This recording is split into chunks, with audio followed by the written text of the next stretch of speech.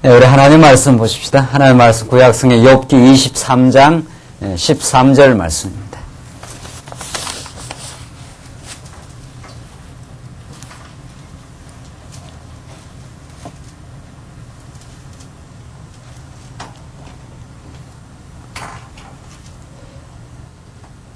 차이신 줄 알고 봉독 드리겠습니다. 우리 하나님 말씀 구약성의 욥기 23장 13절 말씀입니다.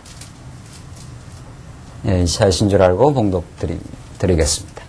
그는 뜻이 일정하시니 누가 능히 돌이킬까? 그 마음에 하고자 하시는 것이면 그것을 행하시나니 그런즉 내게 작정하신 것을 이루실 것이라. 이런 일이 그에게 많이 있느니라. 그러므로 내가 그의 앞에서 떨며 이를 생각하고 그를 두려워하는구나. 하나님이 나로 낙심케 하시며 전능자가 나로 두렵게 하시나니 이는 어두움으로 나를 끊지 아니하셨고 흑암으로 내 얼굴을 가리우지 아니하셨음이니라. 17절까지 봉독 드렸습니다. 우리는 지금 성경에서 가장 심오한 진리라고 할 수 있는 욥기서의 말씀을 우리가 지금 살피고 있습니다. 어느 성경이나 사실은 다 참 깊이가 있고 하나님의 측량할 길 없는 전능하심과 은혜의 사건을 우리에게 가르쳐 줍니다마는 특별히 욥기서의 말씀이 구약에 나타난 하나님의 그 깊으신 그 뜻을 가장 그 시가서의 그 대표적인 그 방식을 통해서 시가의 방식을 통해서 지금 우리 가르쳐 주고 있습니다. 우리가 지금 살펴가는 그 본문은 욥의 세 친구들의 그 욥을 향한 공박, 그 세 친구들이 그 전제하고 생각하는 그릇된 신관과 욥이 그 절망과 그 탄식의 과정에서도 욥이 붙들고 있는 바른 그 신관과의 그 극명한 그 대비를 지금 우리가 확인해 가고 있습니다. 욥 세 친구들과의 그 변론이 계속 그 이어져 갈수록 우리가 지금 확인해야 하는 것은 욥기서의 그 진미와 그 깊이는 점점 이 토론이 깊어갈수록 이제 그 아주 그 뚜렷한 그 차이가 드러나는데 그 세 친구들의 그 신관은 아주 평면적인 신관입니다. 아주 좀 더 쉽게 말하면 아주 납작한 신관. 물론 이제 그릇된 신관인데 그것이 말할 나위 없이 그 하는 말이 똑같습니다. 아주 그 평면적이고 아주 그 고착된 그 틀 속에서 언제나 그 인간이 잘하면 그만한 보응을 받는 것이고 인간이 잘못하면은 그 저주와 그 재앙을 받는다. 욥이 너가 잘못했기 때문에 재앙을 받은 것이 아니냐. 이런 아주 그 고착된 인과응보적인 그런 그 신관을 말하고 있습니다. 그 논조가 똑같습니다. 여러 뭐 표현만 조금 다를 뿐이지 그 논조가 똑같은가 하면은 욥에게 나타난 그 하나님, 욥이 지금 깨달아가는 하나님은 점점 갈수록 더 인간적 그 이성의 한계를 훨씬 뛰어넘고 측량할 길 없는 그 하나님에 대한 모습이 점점 이렇게 드러나는 듯한 아주 생동감 있게 욥의 그 절망까지도 섭리하시는 하나님, 이로 말할 수 없는 욥의 그 고난까지도 그 섭리하시면서 하나님께서 이루어내고자 하는 그 깊은 뜻, 이렇게 욥의 그 응답과 욥의 그 절망과 탄식 속에서 그 대답해 나가는 그 욥의 하나님은 점점 더 이렇게 깊어지는, 점점 이렇게 욥에게 드러나고 있는 하나님은 점점 더 깊어집니다. 나중에 이제 38장 이후 이 마지막이 결론인데 38장에 42장까지 하나님 욥에게 나타나신 하나님은 정말 압도적인 하나님. 욥이 많이 깨달았는데 그것보다도 더 크신 하나님으로 이제 그 드러납니다. 그러니까 하나님이 점점 커지는 게 아니라 하나님 원래 어마어마한 광대 무변하십니다. 너무도 크고 그 끝을 이렇게 알 길이 없다 이런 뜻입니다. 인간이 어떻게 다 알 수 있겠어요? 우리가 정말 그 진리를 깨달아가면은 하나님의 바른 말씀을 깨달아가는 최소한의 예의가, 정말 최소한의 예의가 겸손입니다. 우리가 세상에서 굉장한 일을, 세상적인 굉장한 어떤 사건이나 어떤 세계 앞에서도, 야, 내가 알고 있는 게 다가 아니구나.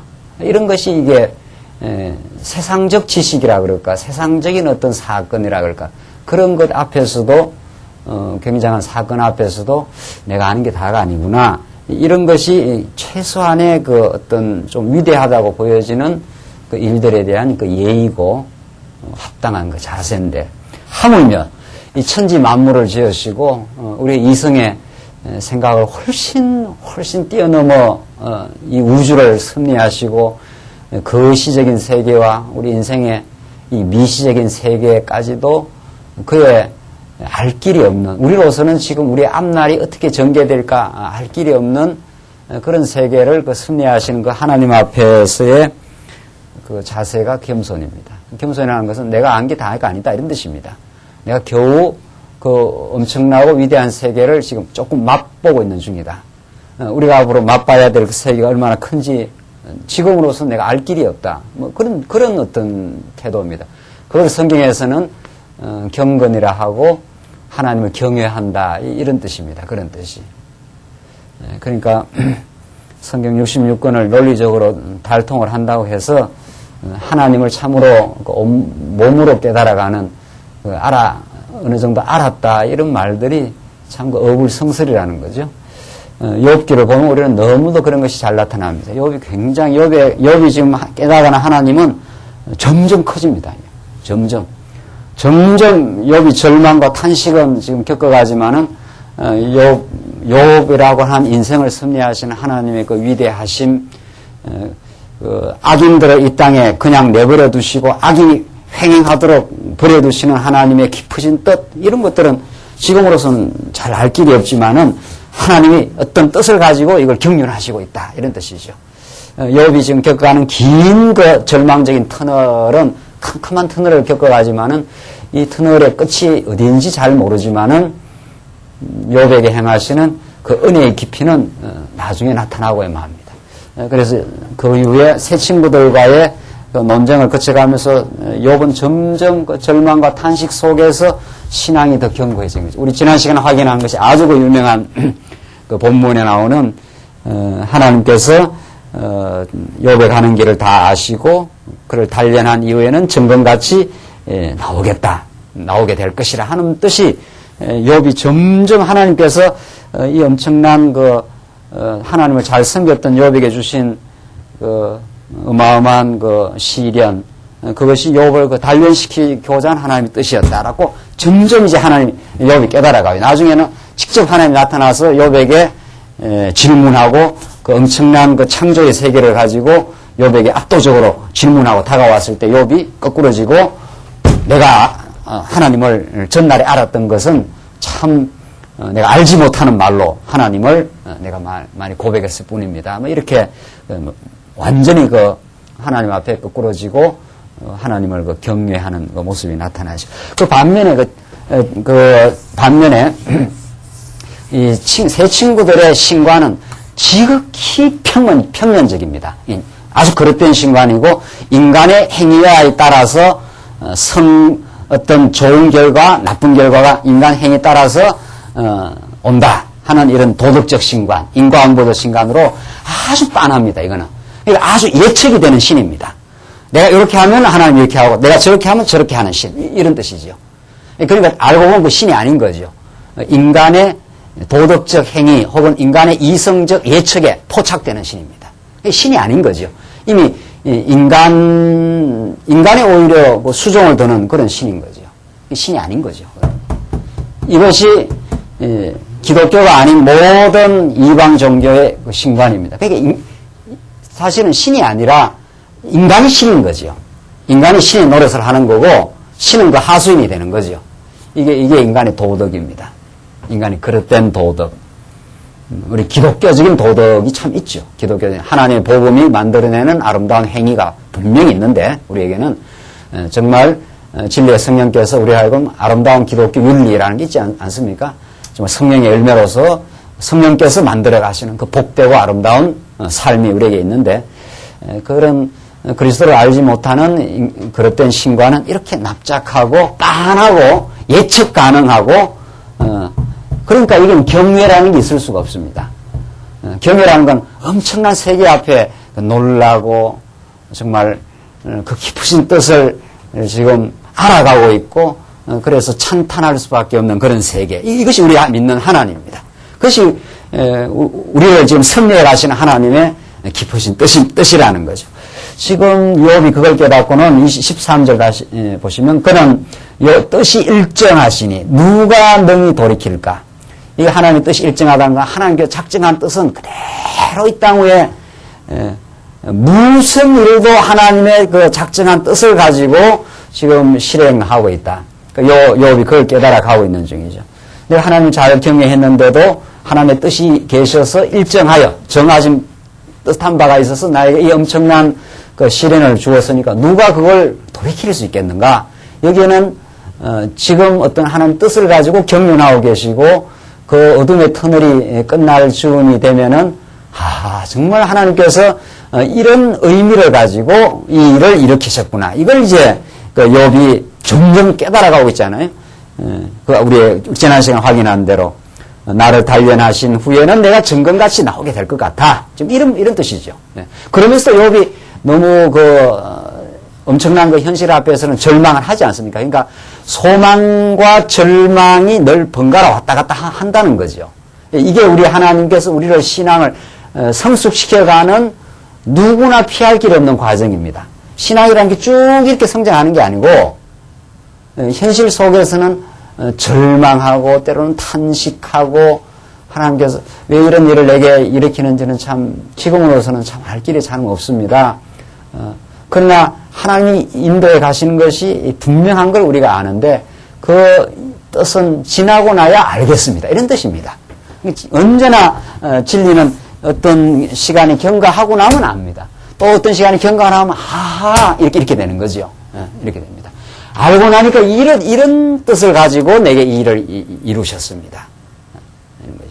그 하나님이 얼마나 많은 지금 우리를 향하신 기쁘신 뜻을 가지고 여러 복합적인 변수와 복합적인 여러 다양한 뜻을 가지고 지금 섭리하고 궁극적으로 하나님 어떤 분인가라고 하는, 그게 이제 귀결이 되는 거죠.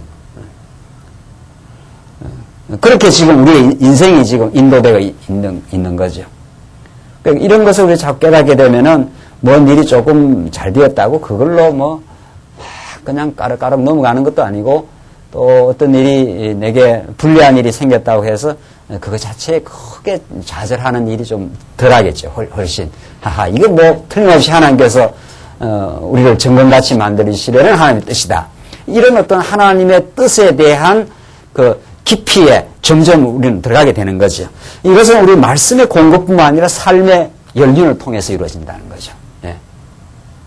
이것은 그냥 이론적인 말씀만 공급받아서 되는 것이 결코 아니라 부단한 삶의 경험 세계를 경험하면서 몸으로 그걸 체득한다, 이렇게 되어 있습니다. 몸으로.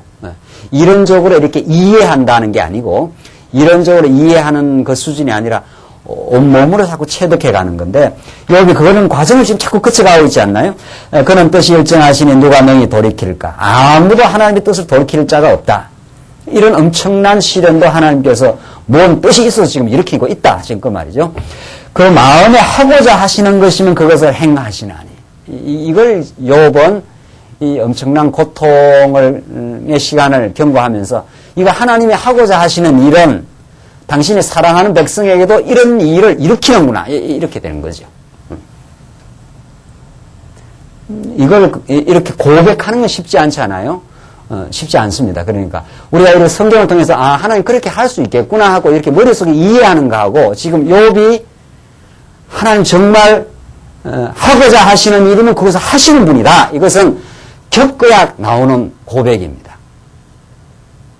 그러니까 우리는 진리 깨달음이 근본적으로 이론이라고 하는 하나님의 계시 말씀으로 되는데, 이것에 입각한 그 경험 세계가 자꾸 붙어가면서 이 둘이 결합된 방식으로, 근본은 이제 하나님의 말씀, 이 계시의 말씀이죠.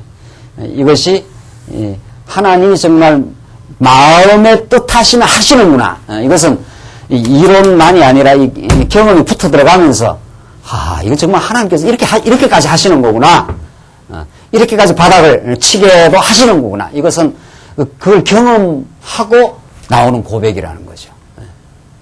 그래서 우리가 이 땅에, 이 고난 많은 세상 가운데 투시는 이유가 거기에 있습니다. 그러니까 그 깊이가 다른 거죠. 그러니까 얼마나, 삶을 그렇게 살아가느냐 하는 건 우리 신앙에서 무시할 수 없는 없는 거라는 거죠. 예. 아무리 우리 청년들이 이제, 물론 청년들도 뭐 다 겪은 만큼 겪어가면서 결합된 만큼 깨달아가는 거니까, 뭐 청년들의 신앙을 우리 무시할 것이 없지만은 그 깊이로 따져온다든가 그 인격 속에 그 체득되어 가는 것은 그만한 참 삶의 시련을 겪어보고, 자기의 보호막이 한번 무너져 보고, 우리는 우리 자신을 그 보호하는 막들을 괜히 많이 가지고 있습니다. 우리 재산도 가지고 있고, 우리 주변에 어떤 울타리도 가지고 있고, 무언가 이렇게 날씨가 추우면 옷을 이렇게 입어서 우리를 보호하지 않습니까? 예. 우리 인생이 하나님 없으면 그거 우리 자신을 둘러싸고 있는 보호막을 많이 칩니다. 예. 건강 관리도 하고, 모든 것을 나를 보호하기 위한 우리 가족들, 재산들, 건강들, 하나님께서 한번 그 보호막을 이렇게 제끼는 수가 있어요. 이렇게 없애는 수가 있습니다. 그래서 이 허벌판 현실 앞에 이게 당도하도록 그렇게, 지금 욥이 그런 상태죠. 욥이. 그래서 아주 상처받을 수밖에 없는 그런 현실 속에 욥을 두시고 좌절하고 절망하는 거죠. 고통받는 거죠. 그 속에서 하나님이 보호벽이 되어 주시는구나 라는 것을 욥이 나중에 터득하게 됩니다. 그래서 하나님께서 욥의 그 시련, 고통의 현실 앞에 그 절규하는 그것은 욥을 그저 괴롭히려는 데 뜻이 있는 것이 아니라 욥을 둘러싸고 있었던 모든 그 안온한 방어벽들을 하나님께서 한번 무너뜨리시고, 내가 너의 참 보호벽이 되어주겠다. 내가 너의 진정한 피난처가 되어주겠다. 엄청난 상처를 겪고 그 위에 싸매 주시는 하나님. 그걸 통해서 욥이 하나님을 깨닫게 됩니다. 이런 모든 사건들은 어디 가서 귀결됩니까? 여러분들. 지금 욥기를 우리가 이렇게 읽으면서 그 신학적 깊이는 거의 끝이 없는데, 이 욥의 엄청난 그 현실 앞에 상처받고 고통 당하고 정말 죽기를 원하지 않습니까? 내가 하루하루 이렇게 살아가는 것이 힘들다 이렇게 절규하지 않습니까? 이런 모든 하나님께서 욥을 둘러싸고 있던 모든 보호막들을 다 제껴버리고 벌거부숭이 되어서 이 아주 날카로운 겨울철 앞에 그냥 내던져버리는 듯한 그런 현실이란 말이죠. 욥이. 거기다가 육신적으로, 물질적으로, 정신적으로 고통을 지금 가하고 있지 않습니까? 새 친구들이. 욥이 견딜 재간이 없는 거예요. 그 속에서 하나님이 지켜주신다 하는 걸 이제 깨달아가는 건데, 이 모든 것들이 이게 그리스도 사건입니다. 예수 그리스도는 이 현실 앞에 절규해야 될 이유가 없는 분이요, 모든 주권과 능력을 가지고 있는 분이요, 천하 만물을 다스리고 창조하고 다스린 분입니다. 그가 모든 걸 다 버리고 옵니다. 모든 권세와 영광과 능력을 다 버리고 이 땅에 완전히 상처받기 위해서 이 땅에 오시는 거죠. 그래서 창 받으시고 머리에 가슴 연류관 쓰시고 절규하고, 지금 욥의 이 좌절과 이 절망 속에서 하나님을 배워가고 있는 현실, 이것이 이제 예수 그리스도가 완전히 다 벗고 이 땅에 오잖아요. 하늘의 영광을 다 버리고 이 땅에 오셔가지고 정말 그 사단의 참소와 온 그 어둠의 세력들의 고소와 엄청난 그 조롱과, 그러니까 이렇게 하나님의 아들이 오기 때문에 이분이 하나님의 아들이라고 믿을 수가 없어요. 유대인들은, 또 헬라인은 이 십자가 사건을 그렇게 믿을 수가 없습니다. 그러나 이것이야말로 하나님의 지혜요, 하나님의 엄청난 능력이요, 그가 우리를 위해서 찔림은, 이렇게 되지 않습니까?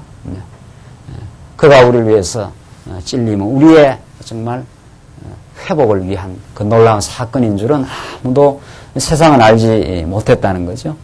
하나님께서 이 계시의 비밀을, 영원한 하나님의 뜻을 우리에게 가르쳐 주셔서 정말 그 그리스도가 우리의 진정한 보호처가 되어 주심, 이게 복음입니다. 정말. 그래서 우리가 그 보호 속에 우리는 이 고난의 세상을 살아가기 때문에 하나님의 동행하심을 믿고 우리가 지금 전진하고 있는 중이죠. 그래서 지금 욥은 그럼 그 하나님이 행하시는 일을 그 겪음을 통해서 지금 터득하게 됩니다. 14절. 그런즉 내게 작정하신 것을 이루실 것이라.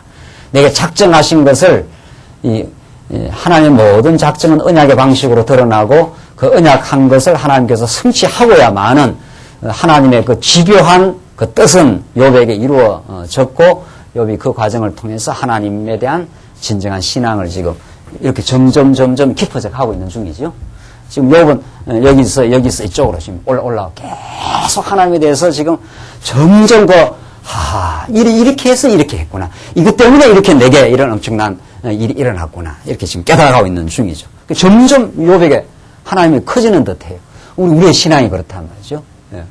우리는 이런 거 신앙을 우리는 경험할 때라요. 우리는 참 우리가 나이가 든다든가 이런 일 저런 일 참 우리가 원치 않았던 일을 경험한다든가 이런 것들이 그거 정말 무의미하지 않구나. 정말 하나님을 깊이 깨닫는데 정말 의미 있었구나 하는 걸 우리는 깨닫고 비로소 인생을 정리할 수가 있습니다. 추스릴 수가 있고 의미가 있었다. 참 내 인생이 참 복되었다. 예수 안에서. 그 마지막 결론에 이르게 하기 위한 모든 승리라는 거죠. 그래서 15절. 그러므로 내가 그의 앞에서 떨며 이를 생각하고 그를 두려워하는구나. 지금 욥의 이 감정 상태를 한번 보십시오. 그러니까 하나님의 그 엄청난 그 경륜 앞에서 이게 무반응할 수가 없는 거죠. 욥은 참 너무 떨립니다. 하나님 참 얼마나 큰 분인지 내가 잘 모르겠습니다. 지금 이런 뜻입니다. 내가 전에 이렇게 하나님 저보 알아가고 경외를 했는데 여기 상당히 하나님을 잘 경외한 그 신앙인 아니었습니까? 그 내가 지금 이런 일을 겪고 나니까 야 정말 이거 하나님을 내가 과거에 알았다고 한 것이 참 왜소하게 내가 알았고 하나님 얼마나 큰지 내가 참 두렵고 떨립니다. 이런 뜻입니다. 이건 굉장히 좋은 감정입니다. 이 감정이 인간을 정말 그 복되게 하고 인간을 경건하게 만든다는 게 그런 뜻입니다. 그 하나님의 그 압도하는 그 능력과 그 경륜 앞에 설 때 인간은 그 인간의 본래의 자리로 돌아가거든요. 이럴 때 세상을 두려워하지 않게 되고 참 감사가 넘치게 되고 정말 하늘로부터 오는 그 은혜의 감동이라는 게 그런 뜻입니다. 세상 것으로 비교하고 세상 것으로 일희하고 일비하고 이런 게 아니라 야 정말 하나님께서 나를 향한 그 작정한 뜻이 정말 깊고 깊었구나 이런 거죠. 16절 보시면 하나님이 나로 낙심케 하시며 전능자가 나로 두렵게 하시니 욥은 정말 그런 하나님을 경외하고 그 뜻을 확신하면서도 그 최종적 신앙의 그 결론에 이르기까지는 낙심과 두려움이 있었습니다. 이는 두려움으로 나를 끊지 아니하셨고 흑암으로 내 얼굴을 가리우지 아니하셨습니다. 그러니까 욥이 어두운 터널을 지금 계속 통과는 하지만 두려움으로 나를 아래 끊지는 않았다. 아주 끊지 않고 하나님에게 붙들려 있음을 그 터널의 과정에서 자꾸 지금 깨달아가고 있는 중이죠. 그러면서 참 그 하나님의 지금으로서는 다 알 길 없는 그 위대하신 하나님, 정말 그 위대한 그 하나님의 그 존재 앞에 그의 살아계심 앞에 지금 두려움과 떨림, 이것이 그 빌립보서에서 바울이 그렇게 말하지 않습니까? 빌립보서 내가 두려움과 떨림으로 하나님 앞에 그 서라. 온갖 그 시기 이런 것들이 다 그 하나님의 그 정말 위대하심과 그 우리를 향하신 섭리를 모를 때 나오는 인간적 다 감정들인 거죠. 자, 24장 보십시다. 자, 이렇게 욥이 자신에게 지금 허락하시는 하나님의 그 깊으신 뜻을 23장에서 그 엘리바스의 잘못된 그 변론에 대해서 그 답변을 했지 않습니까? 엘리바스는 계속해서 지금 하는 말이 너의 악이 크다. 너가 범죄했고 죄악이 크기 때문에 하나님께서 이런 엄청난 재앙을 줬다. 지금 그런데 욥은 아니다. 고 항상 지금 반박을 하고 아주 이제 반박의 농도가 욥이 더 세져요. 점점 조금 더 가면은 욥이 굉장히 긴 서술을 합니다. 굉장히 긴 서술을 해요. 그럴 수밖에 없죠. 욥이 알고 있는 하나님은 점점 더 깊으신 하나님을 깨달아가고 있고, 요 친구들의 하나님은 납작한 신이란 말이죠. 빤한 신이란 말이죠. 이게 싸움이 될 리가 없습니다. 욥이 안 집니다. 현실로서는 이들이 더 현실적으로 원만하고 모든 것이 든든하고, 욥이야 뭐 이루 말할 수 없이 지금 참 처참할 정도의 그 상황이었지만은 하나님 욥을 붙들어 주셨고, 욥의 정말 세상이 가져다 줄 수 없는 그런 고귀한 가치로운 신앙을 이제 욥에게 주신 거죠. 자, 그렇게 해서 욥 23장에서는 참 그 놀라운 이런 그 하나님 앞에서의 고백, 또 자기의 그 미래에 대한 확신, 이런 것들이 있지 않습니까? 욥이 자기를 향한 하나님의 그 깊은 뜻을 이제 23장에서 답변을 하면서 24장에는 어떻게 그게 전개되는가 하면은 자기의 어떤 실존적인 자기를 향한 하나님의 뜻을 더 뛰어넘어서 이 세상의 악이라는 것이 어떤 의미냐고 이렇게 이제 더 전진합니다. 욥기의 근본적인 주제는 우리 하나님의 전능하심, 그의 청량할 수 없는 그 섭리인데, 그게 보조적인 주제가 고난의 문제, 악의 문제입니다. 이게 보조적인 주제가. 근본적인 주제, 욥의 근본적인 주제는 하나님의 전능하심. 전능이라는 게 이게 우리의 지금 이성적 판단에 안 들어온다 이런 뜻이란 말이죠. 우리가 생각하는 건, 욥이 생각하는 이 정도였는데 너무 크다 이 말 아닙니까? 자, 이런 그 하나님의 전능하심과 그의 청량할 수 없는 섭리가 나오는데, 여기 이제 보조적인 주제로 따라 나오는 것이 이 삶의 고난의 문제, 악의 문제 이런 겁니다. 도대체 이 악과 이 고난이 왜 이 땅에 존재하느냐? 이게 큰 질문 아닙니까? 예. 그 이제 하나님께서 하나님의 전능하심을 계시하기 위한 하나님의 깊으신 뜻이다. 도무지 이 세상의 악과 악이 횡행하는 걸 봐서는 하나님이 안 계시는 것 같단 말이죠. 제가 지난번에 소개한 유대인 문학가, 노벨 문학상을 탄 엘리 위젤이라는 사람이 쓴 밤이라는 문학 소설 말이죠. 도대체 신이 어디 있는가? 수많은 유대인들이 비참하게 죽어가는 현실. 지금 이스라엘이 지금 막 가자식으로 엄청나게 폭격을 해야 되지 않습니까? 이스라엘은 지금 강자예요. 이스라엘은 구약시대 때 하나님의 보호, 선택한 백성이기 때문에 오히려 이방 대적으로도 많이 침공과 어려움을 겪었는데, 지금 이스라엘은 다릅니다. 지금 이스라엘은 구약 이스라엘이 아니에요. 지금 이스라엘은 예수도 안 믿지 않아요.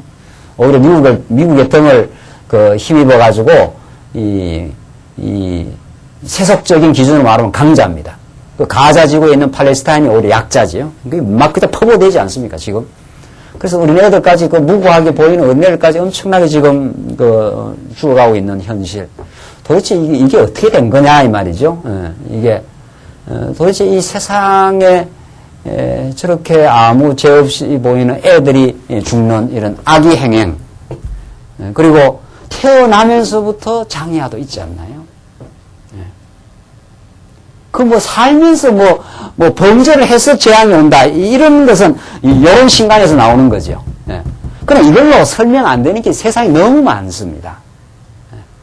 태어나면서부터 아예 말도 못하고 엄청난 장애를 입고 나서 얼마 못 살다가 부모가 안타깝게 한 10년을 기르다가 죽어버리는 애도 있지 않아요? 그럼 어떻게 설명합니까? 설명 안 됩니다. 우리 주변에는 그런 일들이 너무 많습니다. 알고 보면. 고난의 문제, 악의 문제. 이런 것을, 이런 엘리바스의 신관들은 도저히 설명 안 됩니다. 그러면 장애아가 잘못해서 엄청난 부모가 볼 때는 이루 말할 수 없는 고통이지요.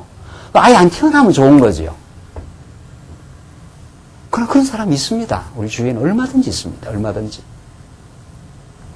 부모 그걸 보고 있다는 게 또 고통이에요. 당하는 당사자도 고통이지만은, 그러다가 회복도 안 되고, 엄청난 고통을 치르고, 그냥 하나님 불러가시는 수가 있단 말이죠. 그럼 무슨 수로 설명합니까? 이런 논법으로 인과응보로 본다면 설명 안 됩니다. 그러니까 이런 것이 이 세상이고 만약에 이 세상이 다라면은 신을 저주해야 되는 거죠. 그런 부모는 신을 저주합니다. 바른 이런 욥기서를 모르면은. 우리 이 보이는 세상을 넘어 경륜하시고 영원한 하나님의 경륜이 계시고 이 세상은 정말 하나님의 그 놀라운 전능하심을 체험하는 곳이라 그 넘어 영원한 하나님의 사랑이 있는 것이라는 이런 하나님의 이 욥기서를 알지 못하면 그 부모 신을 믿겠어요? 신이 있다면 나는 그는 신을 저주하겠다. 이게 그 엘리 위젤이 그 밤이라는 책에서 그 말하는 거 아닙니까? 그러니까 설명 안 된다는 거예요. 만약 이 현실 자체에서 설명을 하려고 만약에 달라들었다가는 고난의 문제, 악의 문제가 우리 삶 속에 엄연한 현실로 있는데 말이죠. 엄연한 현실로. 그런 것들을 지금 23장이 그걸 말합니다. 24장이. 그러니까 욥이 지금 자기의 개인적으로 이 엄청난 시련을 통해서 하나님은 자기에게 행하신 뜻을 이제 욥이 깨달아 갔지 않습니까? 그러면서 24장 이 악의 문제를 이제 드디어 본격적으로 거론한단 말이죠. 이 세상이 왜 이렇게 섭리하는가? 이걸 씁니다. 한번 보십시오. 24장. 어찌하여 전능자가 시기를 정하지 아니하셨는고? 자, 이 탄식입니다. 어찌하여 그를 아는 자들이 그의 날을 보지 못하는고? 이게 전능자에 대한 항변입니다, 이게. 전능자가 시기를 왜 정하지 않아가지고 악인들이 계속 행행하고 말할 수 없는 이 무고하게 보이는 자들이 엄청나게 죽어나가는데도 하나님은 침묵하느냐? 지금 그 말입니다. 똑같아요. 논조가 똑같습니다. 그 일반적으로 고통받는 사람들이 신에 대해서 항변하는 그 내용과 똑같아요. 2절 보십시오. 어떤 사람은 지게표를 옮기며 양떼를 빼앗아 기르며 어떤 사람은 지게표를 지멋대로 옮겨버리고 불의를 행한다 이런 뜻입니다. 양떼를 빼앗아 기르며 고아의 나귀를 몰아가며 과부의 소를 볼모 잡으며 엄청나게 죄악을 행하는 거죠. 고아의 나귀를 몰아가며 해버렸으니까 고아는 그 힘없는 아이인데 거기다가 엄청난 악을 행한다 지금 그런 뜻 아닙니까? 빈궁한 자를 길에서 몰아내나니 세상에서 가난한 자가 다 스스로 숨는구나. 그러니까 안 그래도 힘든 고아들, 과부들, 빈궁한 자들을 더 몰아간다는 거죠. 이 신자유주의 경제라는 게 그런 거예요. 그러니까 더 많은 것을 가지고 있는 사람은 이 경제적 고통 가운데 크게 어려움 안 겪습니다, 사실은. 가장 지금 사회 하층 계층이 이런 엄청난 그 경제적 위기가 닥치기 시작하면 가장 피부로 와닿고 IMF 당할 때 막 그냥 집에서 막 쫓겨나는 직장에서 그냥 막 내동댕이 치는 그 가장들 얼마나 많았습니까? 그러니까 제일 힘든 사람이 가장 큰 타격을 이제 받는 거지요, 사실은. 그러니까 이걸 설명할 길이 없다는 거예요. 그래서 지금 욥이 항변을 하는 겁니다. 욥이 왜 어찌하여 하는 걸 왜 전능자 시기를 정하지 않았느냐? 왜 이런 일들이 계속 이렇게 진행이 돼가지고 전능자가 뭐 하는 겁니까? 이런 뜻입니다. 5절 그들은 거친 땅에 들나귀 같아서 나가서 일하며 먹을 것을 부지런히 구하니 광야가 그 자식을 위하여 그에게 식물을 내는구나. 밭에서 남의 곡식을 베며 악인의 남겨둔 포도를 따며 의복이 없어 벗은 몸으로 밤을 지내며 추위에 덮을 것이 없으며 산중 소나기에 젖으며 가려울 것이 없어 바위를 안고 있느니라. 참 이 안타까운 그 형편이라는 거죠. 의복이 없어서 벗은 몸으로 밤을 지내야 되는. 지금 그 가자 지구의 애들이 그런 형편이 아닙니까? 거기는 지금 병원에 뭐 의료 약도 없고 애들이 그냥 막 죽어나간다는 거 아닙니까? 지금 폭격에 의해 가지고 걔들이 뭐 그렇게 큰 죄가 있겠어요? 여러분과 저보다 더 걔들이 무슨 죄가 많아서 그렇겠냐 말이죠. 뭐 애들이 무슨 큰 그렇게 죄를 지었겠어요? 이 땅에 태어나서. 그런데 그렇게 그냥 엄청나게 그 고통 앞에 절규하고 폭격을 당하고 병원으로 옮겨져도 치료 약도 없고 그 고통을 바라봐야 되는 그 부모들은 뭐 이게 도대체 이게 이 세상이 이 축복된 땅이라고 할 수 있느냐 뭐 이런 겁니다. 그러니까 뭐 그런 건 얼마든지 있습니다. 얼마든지 우리 주변에. 9절 보시면 어떤 사람은 고아를 어미 품에서 빼앗으며 가난한 옷을 볼모로 잡음으로 그들이 옷이 없어 벌거벗고 다니며 줄이면서 곡식단을 매며 그 사람의 담 안에서 기름을 짜며 목말라 하면서 술터를 밟느니라. 엄청난 이 학대가 이루어진다는 거죠. 고아를 어미 품에서 빼앗아 버리니까 뭐 이건 뭐 아주 모든 걸 다 빼앗겨버린 그런 상태, 그런 엄청난 불의가 이 땅에 있다는 거죠. 12절이 이제 1절부터 12절까지의 그 결론과도 같은데 한번 12절 한번 보십시오. 인구 많은 성 중에서 사람들이 신음하며 상한 자가 부러지잖아 하나님이 뭐라고 했습니까? 그 불의를 보지 아니하시느니라 이렇게 되어 있어요. 이게 욥이 현상적으로 바라본 부조리한 세계입니다. 부조리한 세계. 그러니까 이 현실은 굉장히 부조리합니다. 현실이 만약에 그 조리가 있다고 이렇게 보는 사람이 있다고 그 사람이 무슨 뭐 질병에 걸렸거나 뭐 정신병에 걸렸거나 그렇지. 이 현실이 어떻게 이거 조리가 있겠느냐. 현실은 굉장히 부조리합니다. 그래서 까뮤라는 그 문학가도 그 부조리의 철학을 말하지 않습니까? 이 세상이 부조리하다 나는 그래서 저항한다 하는 그 저항적 무신론을 실존주의 철학자들이 아주 2차 대전 지나고 나서 많이 항변했습니다. 지금 뭐 욥도 그래요. 욥은 이제 이렇게 항변하다가 나중에 이렇게 된 겁니다. 이제 요런 세계관, 욥이 요런 세계관에 있었으면은 그 하나님을 못 믿는 거죠. 지금 대부분의 사람들이 이제 이 정도의 세계를 바라보고 있는 거죠. 어떻게 이게 악이 이렇게 세상에 이렇게 행행하고 부조리가 이렇게 많고 무고한 어린애가 막 처참하게 지금 전쟁 포화에서 죽어가고 그러냐. 하나님이 계시다면 저 폭격을 하는 비행기가 그냥 중간에 떨어져 버려야 되지 않느냐는 겁니다. 근데 비행기는 안 떨어지고 잘 다니거든요. 그것도 아주 정확하게 맞춘다는 거 아니에요. 막 정확하게 막 그러니까 이 악의 문제가 엄청나게 해결할 길이 없는 거죠. 이게 세상 사람들은 다 타협하고 사는 수밖에 없습니다. 뭐가 뭔지 모르겠다는 거예요. 뭐가 옳고 그러고 한다는 게 다, 그 웃기는 이야기라, 사실은. 이런 거죠. 뭐가 정의냐 말이에요. 힘이 정의냐, 정의가 힘이냐. 이게 다, 고민했던 그 질문입니다. 아니야. 힘이 정의야, 힘이. 무슨 정의가 있다고 해.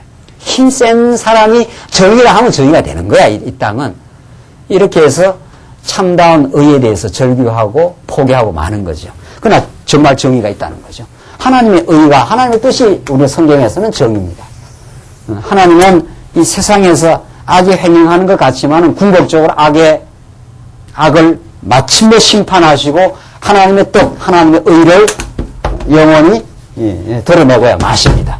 이게 예수 그리스도가 십자가의 어둠의 권세에서 진 것처럼 보였지만 3일 만에 부활하심으로 너희를 의롭게 하셨다. 이제 그 말이 이제 그렇게 나오는 거거든요. 그래서 우리는 예수가 아니면 그 의롭다는 그 기준을 잡을 수가 없어요. 알고 보면은 뭐가 의로운 거냐 말이지. 뭐가 다른 사람을 도와주고 살인하지 않는 것이 의다. 세상 사람은 그런단 말이에요. 그래놓고는 당장 전쟁에 이렇게 수많은 사람을 죽이잖아요. 의를 위해서 수많은 사람을 막 죽여버리지 않아요 지금. 그래서 그 자기가 의래요. 그 힘이 의지 그게 진짜 그 의냐 말이죠. 어떤 인간은 명분을 갖다 대어서도 다른 사람을 살해하고도 명분 있게 살해하지 않아요? 그 짐승만도 못한 거예요. 짐승은 명분이 안 세우지요. 자기 집에 이렇게 쳐들어올 때나 이렇게 왕 하고 달라들지 않아요? 그 인간은 명분을 내세워서 이게 의로운 것이라 내세워서 수많은 사람을 고문하고 학대하고 심지어 죽이고 하잖아요. 그래서 인간의 그 죄악에 대해서 우리는 정말 절규할 수밖에 없고 우리는 예수를 의지할 수밖에 없고 예수의 십자가를 우리는 정말 소망으로 바라보고 우리 예수 안에서 정말 의로워진다는 것을 우리는 정말 예수 믿는 사람이야말로 깨달아요. 지금 욥이 이 현실을 아주 적나라하게 지금 이야기하면서 하나님 앞에 항변해 들어가고 있지 않습니까? 13절은 이제 점점 더 합니다. 또 광명을 배반하는 사람들은 이러하니 이 악인들이란 말이에요. 광명, 빛을 배반하는 사람들은 그럼 이러하니 그들은 광명의 길을 알지 못하며 그 첩경에 머물지 아니하는 자라. 사람을 죽이는 자는 새벽에 일어나서 가난한 자나 빈곤한 자를 죽이고 밤에는 도적같이 되며 간음한 자의 눈은 저물기를 바라며 아무 눈도 나를 보지 못하리라 하고 얼굴을 변장하며 밤에 집을 뚫는 자는 낮에는 문을 닫고 있은즉 광명을 알지 못하나니 그들은 다 아침을 흑암같이 여기니 흑암의 두려움을 알미니라. 자, 욥이 표현도 재미나게 하잖아요. 간음하는 자의 눈은 저물기를 바란다. 해가 딱 저물기를 바란다는 거예요. 뭐 캄캄해야 뭐 그 일을 버리니까. 그래서 아무 눈도 나를 보지 못하리라 하고 얼굴을 변장하고 썩 하니까 뭐 모른다는 거예요. 딴 사람들은. 그 악을 어떻게 행하는지를 알 길이 없다는 거예요. 이렇게 세상은 정말 부조리하고 많은 사람들이 상황 가운데 부러지도 하나님이 그 불의를 보지 아니한다. 하나님이 보지 아니하는 것 같다 이런 뜻입니다. 더 정확하게 말하면 하나님이 안 볼 리가 있나요? 하나님이 우리의 심패를 다 살피고 시편 말씀 표현대로 우리가 음부에 내려갈지라도 거기 있나이다. 하나님께서 뭐 다 아시죠? 하나님께서 뭐 우리가 뭐 이렇게 속으로 뭐 이런 저런 생각하는 거 온갖 걸 하나님께서 다 살펴 아신단 말이죠. 그 살핀다는 말은 그 이렇게 막 그 원어로 보면 그 뒤져 다 한다 이런 뜻입니다. 우리가 이렇게 그 비상금 꼬개 이렇게 안에 이어놓잖아요. 그 어원이 이렇게 다 뒤져내 갖고 안다 이런 뜻입니다. 옆에 이제 껍데기로만 있는 걸 하나님이 아시는 게 아니고 우리의 그 마음 속에 깊은 속에까지 다 뒤져서까지 다 아신다 이런 뜻이란 말이죠. 그러니까 하나님 앞에 누가 속일 자 있겠느냐 이제 그 말이거든요. 하나님이 정말 모든 걸 다. 근데 욥이 느낄 때 하나님이 이 불의를 행행하는 것을 안 보는 것처럼 침묵하는 것처럼 느껴지는 하나님. 여기 이제 과정적으로 좌절하는 거죠. 그러나 지나고 났을 때 그게 하나님이 그 경륜을 이루는 뜻이 있다. 하나님께서 다 몰아놨다가 예수님 재림하실 때 쓸어버리려고 무정에 다 넣어서 하나님이 그 위대한 능력과 심판을 이제 보여주기 위해서 지금 이렇게 그 심판의 때를 지금 하나님께서 이제 기다리고 있는 거죠. 하나님께서는. 우리 언약 백성들을 괴롭히는 모든 적그리스도 세력들을 지금도 하나님께서 보호하시되 최종적 심판 때까지 내버려 둬라. 가라지 그냥 내버려 둬라. 예수님 하시는 말씀이죠. 저 다 뽑을까요? 그러니까 같이 내버려 둬라. 같이 다 그냥 무성하게 자라도록. 그 가운데 하나님은 우리 언약 백성을 지키시고 최종적 심판의 날이 있다. 내가 그때 철장권세를 가지고 와서 마지막 날 다 썰어버린다. 그때가 우리의 원한을 풀어주시는 날, 신원하시는 날이라. 이 통쾌한 날이 이제 오고야 만다. 그때까지 너희들은 인내를 키우고 그때까지 하나님만을 의지하고 그 신앙으로 살아가라. 뭐 이런 뜻이란 말이죠. 우리가 신앙으로 산다는 게 인내하고 하나님의 최종 심판을 믿고 이런 거죠. 이제 예수님이 다시 오면 쓸어버릴 거다. 우리는 그의 최종적 심판을 믿고 오늘 소망 가운데 살아간다. 지금 욥이 그런 거 아닙니까? 욥이 지금 긴 터널을 지금 통과하고는 있지만은 그것이 욥으로 하여금 더 아름다운 정말 신앙 인격을 지금 찬란하게 만들어내고 있단 말이죠. 점점 불순물은 점점 사라지고 욥이 말이죠. 하나님을 경외하는 그 아름다운 신앙은 더욱 지금 만들어져 가고 있는 중이죠. 마지막 보십시다. 18절 보시면 18절로 21절 보시면 드디어 이제 욥이 뭐라고 하느냐면 욥이 악인들은 저주를 받아서 멸망하게 된다고 주장합니다. 지금 악이 저렇게 횡행하는 것은 하나님이 모르시는 것이 아니고 욥이 앞에서는 항변했잖아요. 욥기를 잘 읽으셔야 되는데 앞에서는 항변하고 뒤에서는 이제 또 깨닫고 이런 겁니다. 그러니까 이러면서 신앙이 점점 이렇게 자라가는 겁니다. 우리 아이들도 이렇게 커가는 게 엄마 아빠한테 좀 불평도 하고 또 지나가면 좀 안정이 됐다가 또 사춘기를 지나서 막 이렇게 항변했다가 또 지나가면 철이 들고 이런 거나 마찬가지 이런 것처럼 우리 신앙도 그렇다는 거죠. 하나님께서 우리를 더 한 단계 더 신앙을 강하게 하시기 위해서는 참 겪기 어려운 참 때로는 모욕을 겪기도 하고 참 바닥을 치기도 하고 내가 참 안전하다고 생각했던 그 보호막도를 하나님께서 한번 걸어버려가지고 이 현실의 바람 앞에 상처로 그냥 서도록 그렇게 만들기도 하시면서 하나님은 우리를 참 정말 키워가시고 보호해 가시는데 욥은 지금 악인을 최종 심판한다는 겁니다. 지금 안 하는 것 가지고 항변도 하지만은 조금 더 있어 보면은 지금 그런 뜻이죠. 그래서 18절 그들은 무리로 빨리 흘러가고 그 산업은 세상에서 저주를 받나니 그들이 다시는 포도원 길로 행치 못할 것이라. 이 악의 멸망을 욥이 믿었습니다. 그러니까 과정적으로는 항변했지만은 그러니까 이 지금 다시는 포도원 길로 행치 못하게 된다. 이 악인들이 하나님을 믿지 않는 자들이 말이죠. 19절 가뭄과 더위가 눈먹은 물을 곧 말리나니 음부가 범죄자에게도 그와 같은 것인즉 태가 그를 잊어버리고 구더기가 그를 달게 먹을 것이라. 그는 기억을 다시 얻지 못하리니 불의가 나무처럼 꺾이리라.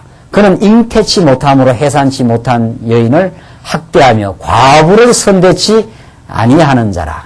이제 이 악인입니다. 이 어둠의 세력. 예. 우리가 신약 시대로 말하면은 적그리스도 이런 뜻이죠. 예. 우리 교회를 늘 괴롭히려고 하고 우리 성도들을 흔들어 놓는 어둠의 세력들은 진리의 말씀이 이 과정적으로는 진리의 말씀이 종국적으로는 예수님이 직접 오셔서 다 섬멸해버리고야 만다. 이런 뜻인데 22절 보십시오. 22절 그러면서도 욥이 가끔 그 의문을 제기를 하는 게 나옵니다. 예. 우리 지난 시간에도 그 말씀 드렸지 않았어요? 이 확신하는 신앙, 이게 이제 하나님의 뜻을 확신하는 신앙 가운데 한 단계 넘어가면서 의문, 의심, 이런 게 생깁니다. 이게 안 생기고 확신에 이르는 길이 없습니다. 우리는 과정적으로 이 의문하고 의심하는 것이 무조건 나쁘다고 이렇게 정죄할 일이 아니라는 거예요. 우리가 굉장히 어려운 일을 닥치면, 야, 정말 하나님께서 왜 이렇게 하는지 잘 모르겠다. 참, 이런 것들 있지 않습니까? 왜 하나님께서 참 이렇게까지 하시나. 이런 일들.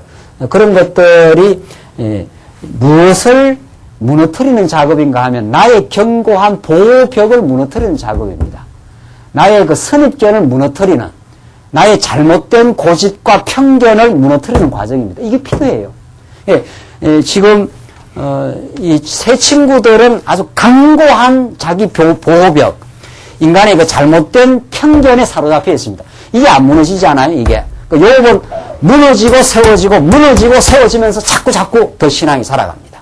그 무너진다는 게 잘못된 게 무너지져야 되잖아요. 우리 옛사람, 애굽에서 난 그 고집이 있거든요. 내가 현실에 이렇게 살 수 있다 하는 그 자기 그 보호막이 있지 않아요. 그걸 하나님께서 무너뜨리거든요. 한번 걷어내버릴 때. 우리가 의지하는 건강을 한번 제껴버릴 때. 우리가 의지하는 재산을 하나님께서 한번 걷어가버릴 때. 아하, 이러면 죽는 거 아닌가? 도대체 내가 뭘 믿고 살았던가? 이런 자기 생각에 대한 의문. 이게 필요하거든요. 이게 꼭 우리 성찰이 필요합니다. 내가 제대로 알았던 건가? 이러면서 더 확장된 믿음의 세계로 전진하고 있죠, 우리가. 그래서 우리 선지서가 그 많은 선지자들이 때리고 싸매시고 흩으시고 모으시고 뽑으시고 심으시고 하는 것이 우리를 키워가는 과정입니다. 욥기로 말하면 무너뜨리고 확신했다가 의문을 품고 확신했다가 또다시 하나님께 항변하고 이 과정을 계속 거쳐가면서 탄탄한 신앙으로 이제 하나님께 키워가시는 거죠. 우리 기도라는 게 그런 겁니다. 기도라는 게.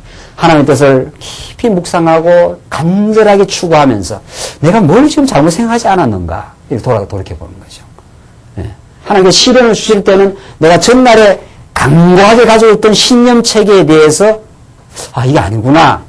이제 거기 빈틈이 생긴 거죠. 그 빈틈이 생긴 게 좋은 거예요, 그게. 네. 이게 내가 이게 생각하는 게 다가 아니구나. 이게 건강한 의문. 건강한 의심이라는 게 꼭 필요한 거죠. 그게 있어야, 이게 다가 아니었구나. 이렇게 된단 말이죠. 그래야 더 성숙한 신앙으로 나아갑니다. 욥이 지금 그래, 22절 보십시오. 그러나 하나님 그 권능으로 강한 자들을 보존시키니 살기를 바라지 못할 자도 일어나는구나. 그러니까 하나님께서 권능으로 강한 자를 보존시킨다는 거예요. 악인이 강한데 그런 자들 하나님께서 이렇게 보존을 시켜서 살기를 바라지 못할 자도 일어나는구나. 딱 그냥 천벌을 받아서 죽어버려야 되는 그 악의 세력이 있는데 안 무너지고 이렇게 붙어 있다는 거예요. 이 세상에. 하나님 그들로 호위하사 평안케 하시니 그 눈은 그들의 길에 있구나. 참, 그 이해할 길이 없다. 이런 뜻입니다, 이게. 그 욥이 하나님이 악인을 다 섬멸하고 궁극적으로 멸하셔서 하나님의 의로우심, 하나님 작정하신 뜻을 이 땅에 이루고야 마시는 분인데 이 과정에서 보면은 참 이상하다. 참 이해할 길이 없다. 이런 계속 욥기가 지금 그런 거 번복하는 과정을 거쳐가는 것 같지 않아요? 이 당연한 거라는 거죠. 우리 신앙이라는 것이. 그래서 하나님 그들을 호위하사 평안케 하시나. 자, 중요한 거는 평안케는 하시지만 그 눈은 그들의 길에 있구나. 하나님의 눈이 그들의 길에 딱 있어서 종국적으로는 종당에는 하나님께서 드디어 당신의 뜻을 실현하고야만 한다. 그 욥기는 끝까지 읽어야 돼요. 욥기는 1장부터 정말 42장까지 여기 중간 좀 읽으면 안 된다는 거죠. 우리 모든 성경이 그러하듯이 이 끝까지 다 읽어야 그 최종 귀결에 이르는 거죠. 최종 귀결에. 안 그러면 중간쯤 읽어보십시오. 오히려 친구들의 이야기가 더 맞는 것 같단 말이에요. 얼핏 봐서는. 친구들의 이야기는 딱 예측 가능하잖아요. 네가 잘하면은 잘 되고 못하면 못 된다. 딱 그 말이란 말이죠. 그럼 욥은 확신했다가 의심했다가 항변했다가 다시 하나님 앞에 무릎 꿇었다가 이런 과정을. 이게 사실은 살아있는 신앙입니다. 이 살아있는 신앙은 이런 겁니다. 그러니까 하나님께 감사하고 또 엄청난 내 지금 상태로서는 해석하지 못하기 어려운 이 일을 봉착하고 그걸 다시 하나님의 말씀을 듣고 다시 해석하고 이래야 살아있는 것 같지 않아요? 이건 아주 이게 생명의 그 약동이 있지 않습니까? 이게 자연스러운 우리 신앙입니다. 자연스러운 신앙. 우리 뭐 지난주도 우리 권사님 그 자제분이 하나님께서 불러가셨잖아요. 그럼 어떻게 해석합니까? 뭐 일반적으로 교회도 잘 다니고 뭐 애들도 아직 어리고 나이 드신 분이 뭐 가는 거야 그건 뭐 자연사로 간다 하지만은 말이죠. 참 그런 건 어떻게 해석해야 되느냐 말이죠. 이제 해석이 되죠. 우리는 하나님께서 순서 없는 거죠. 하나님이 생사를 주관하시고 하나님께서 모든 걸 주관하시면서 참 이 땅에 뿌리 내리지 마라 이런 뜻입니다. 그런 것들이 전부 이 땅이 전부가 아니고 정말 이 땅에서 하나님 잘 배우다가 궁극적인 영원한 나라를 소망하면서 사는 것이 우리 삶에 바라는 것이라는 걸 깨닫게 하기 위해서 하나님께서 우리가 너무도 애지중지한 걸 걷어가시기도 하고 그래서 엄청나게 우리가 보호받고 참 하는 그런 것들을 걷어내면서 우리가 시련과 엄청난 상처를 겪기도 하지만은 하나님께서 또 다가와 주시고 위로해 주시고 내가 너의 진정한 보호자가 아니냐. 내가 너의 영원히 사랑할 아버지가 아니냐. 이렇게 최종적으로 욥에게 다가옵니다. 욥이 그걸 깨닫고 정말 찬양하지 않아요? 최종적 마지막 42장의 그 찬양은 정말 하나님 무소불능하시오니 정말 내가 전에 알았던 하나님보다 너무 크시고 놀랍고 위대하신 하나님입니다. 지금 욥의 참 이 번복하는 듯한 이런 내용들 속에 하나님의 경륜이 숨어 있는 겁니다. 24절 그들은 높아져도 잠시간에 없어지나니 낮아져서 범인처럼 제함을 당하고 곡식 이삭같이 배임을 입느니라. 높아져도 악인은 종국적으로는 하나님께서 다 썰어버린다. 이삭을 배임처럼 한번 싹 썰어버리는 그날이 있다. 여기 그 최후 심판을 믿은 거죠. 의로운 심판. 하나님이 뜻을 행하시는 하나님 한번 뜻을 정하신 언약 백성들에게 많은 시련을 주시기도 하지만 그 시련이 하나님의 사랑의 표현이요. 그 시련이 우리 언약 백성들에게는 자기를 의뢰하지 못하게 하고 고린도후서의 말씀대로 그 바울이 그걸 깨달았지 않았어요? 내가 아시아에서 당한 환란을 너희가 알지 못하기를 원치 아니하노니. 내가 죽기까지 내가 시련을 당했지만 이것이 인간을 인생을 의뢰하지 않게 하고 하나님만 의뢰하게 하려는 하나님의 복된 뜻이었다. 정말 그래서 시련은 하나님의 사랑의 섭니다. 이런 해답에 이르는 거죠. 이것은 정말 우리가 이론으로만 깨닫는 것은 아니고 삶의 경험을 거쳐가면서 맞습니다. 이것이 옳았습니다. 하나님이 이 일을 하는 것이 당신의 뜻이 옳았습니다.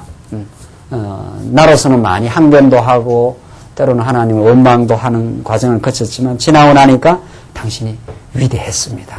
당신은 참으로 나를 버리지 않고 사랑했습니다. 여기에 찬양이 터져나가는 거죠. 그래서 25절 가령 그렇지 않을지라도 능히 내 말을 거짓되다 지적하거나 내 말이 헛되다 변박할 자가 누구랴. 만약 그렇지 않는다 하더라도 내가 믿는 이것이 맞다. 이 말을 헛되다고 누가 변박을 하겠는가. 요번 과정에서 의문을 이렇게 제기했지 않습니까? 야, 악은 왜 저렇게 살아있나? 이렇게 했지만은 하나님이 악을 섬멸하시고 당신의 뜻을 이루시고 당신의 언약 백성을 궁극적으로 붙들어 주실 것이다. 이 반드시 옳은 뜻이다고 이렇게 욥이 깨달았습니다. 사랑하는 성도님들, 우리는 욥이 경험하는 것 많지는 않 겪어도 또 우리는 또 유사한 그런 또 삶을 다 누구나 겪고 있습니다. 그 속에서 우리는 신앙이라고 하는 참으로 고귀한 가치, 이 세상 전부와 바꿀 수 없는 하나님을 아는 믿음, 그의 풍성한 사랑, 그것은 예수 그리스도 사건을 통해서 십자가 사건을 통해서 가장 부조리한 방식으로 드러났습니다. 정말 부조리한 방식으로 드러났지만 가장 죄 없이 상처받고 죄를 알지도 못하신 분이 이 땅에 오셔서 엄청난 저주를 받으심으로 그가 찔림으로 우리는 너무도 놀라운 회복의 세계로 진리의 세계로 정말 고귀한 하나님의 사랑 속에 이렇게 살아가고 있습니다. 이 신앙 안에서 참된 승리가 있으시고 정말 하늘이 주는 기쁨으로 넉넉히 이겨가시는 믿음의 삶이 있으시기 바랍니다. 기도하십시다. 우리 자비하신 하나님 아버지, 오늘 욥기서가 전개해가는 하나님 욥을 경륜하시고 참으로 그 뜻에 일정하심을 두시고 욥에게 정말 말할 수 없는 시련의 세계로 인도하셨지만 그것이 욥이 믿고 의지하던 모든 보호벽들을 무너뜨리는 과정이요. 욥에게 참으로 보호하시고 욥을 지켜주시는 하나님만으로 세워져가는 진정한 욥을 만들어 가셨던 깊고 깊은 뜻을 우리가 말씀을 통해서 확인해 가고 있습니다. 우리 삶 속에 부닥쳐왔던 또 지금도 겪어가고 있는 또 앞으로도 우리가 겪을 수 있는 그 모든 일들을 통해서 하나님의 강력한 인도하심과 손길을 느끼게 하시옵소서. 그 안에 평화를 누리고 그리스도를 바라보는 참 믿음으로 마음에 기쁨을 얻게 하시옵소서. 예수님 이름으로 기도하옵나이다. 아멘.